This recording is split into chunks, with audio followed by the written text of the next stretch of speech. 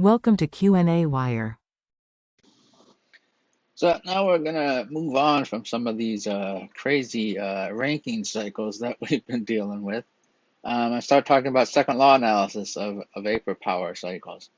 And so we want to determine the exergy destruction associated with each of the processes in the Rankine cycle described in problem 1012, assuming a source temperature of 1500 Kelvin and a sink temperature of uh,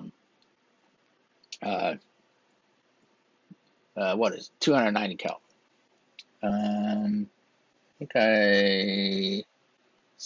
I think, let's see here. I did that weird. Why did I write that?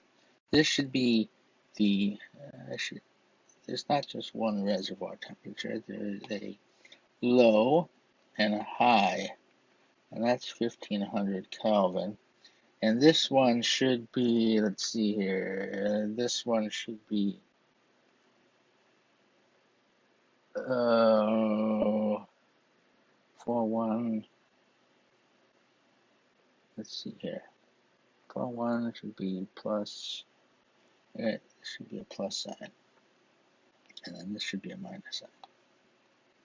And then this should be, for one should be T low, and this should be T high. Okay, that's better. Making sure I got stuff copied from my notes right. So let's see here. We have entropy, and it's a saturated liquid at 50 kilopascals. So we can get the entropy there at the from process 1 to 2, and then from 3 to 4, we can again go back to that problem and get the entropy given the conditions that we had there. Now we also had the inlet heat transfer, specific heat transfer, and the boiler, and then the condenser. So the specific heat transfers in and out. Again, our temperatures, and so the exergy destruction in from 1 to 2, that would be the pump, and from 3 to 4 in the turbine are 0 because they are ideal. So they're isentropic. So then we have we got to look at the condenser and the boiler. So here's the boiler and here's the condenser.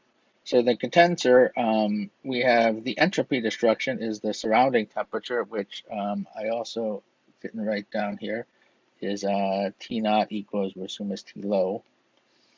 And so we have the change in entropy and then the entropy generated from the heat flow.